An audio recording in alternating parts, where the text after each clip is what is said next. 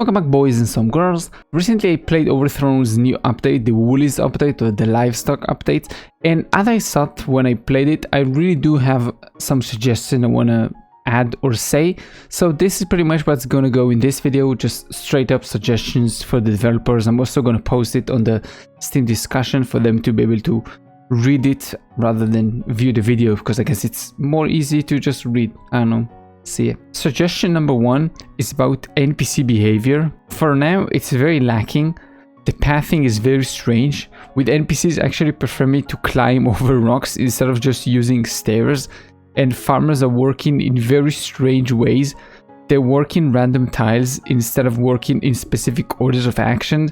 So they would start in one farm, do a couple of blocks in that farm, then move on to the different farm, do that one, and then just go, I don't know, get some stuff publicly, just grab some herbs from the ground and then come back to the farm, and then the day's over and you didn't grab what you needed. So they should be more focused on the farm. Suggestion 2 is for better communication or better notification, because one moment you get a notification that somebody is starving, then the next one everything is okay, then a second later 20 people leave the village for no apparent reason. You just need to simplify it and make it easier for people to understand what is happening and why is it happening, because it's really not explained as you play it right now.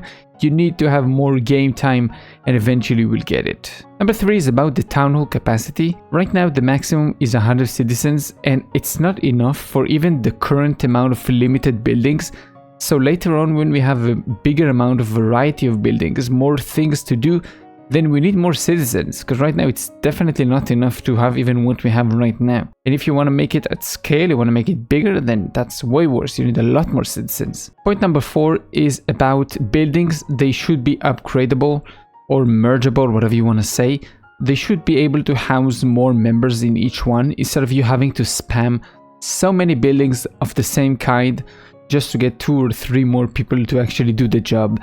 So make it upgradable or mergeable, whatever you want. I don't know, where you have 1, you get like 5. But if you get like 4, then instead of getting like 4 times 5, then you get like 30 people instead. So it's like gonna be recommended for you to make more buildings connected to each other and like build zones. Point 5 is about better building physics.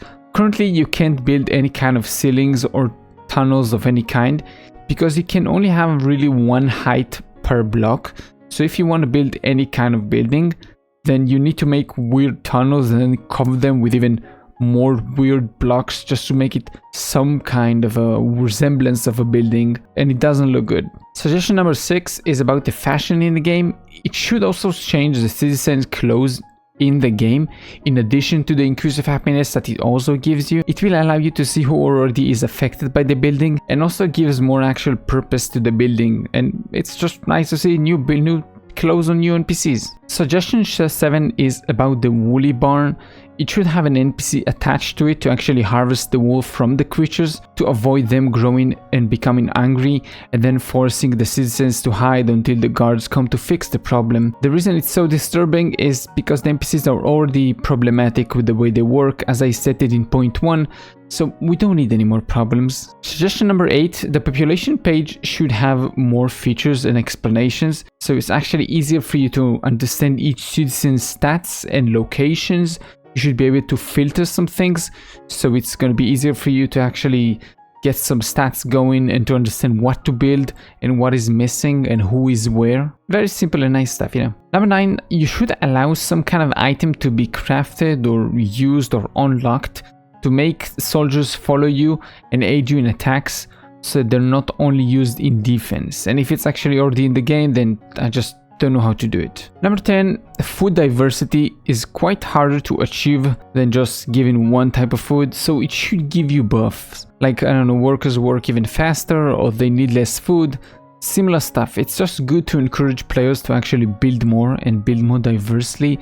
It's nice. Point 11, about the game's scope. I don't really know what it is and how big they're going to do this game, but I really did think we lack like a big enemy or a big ally, something to counter us, because we're just a big solo city with nothing much to do beside expanding the same kind of buildings again and again and again. And even big building projects, which you usually do in these kind of games, are not really a thing because of the lack of building materials and physics. So something should change. Number 12, you should add some kind of suspicious travelers that actually look normal on the outside to the player, and only guards and NPCs can actually see them for what they are and stop them. If they don't, then sometime during the night they should start attacking people and destroying buildings. Just give more like interest and more purpose to building walls and placing checkpoints and guards. Number 13, about siege equipments, mortars, stuff like that. It should be placed on wheels and it should be movable instead of just destroying and building it again and again and again. Every time you move near an enemy camp, you just destroy the enemy camp, then you destroy the mortar and you go to the different enemy camp, build it again, wait for things to happen. It just takes like, it's just not fun. It's just not as interesting. Number 14, about mass terraform. This one, please, please, please, I beg, this one is a must.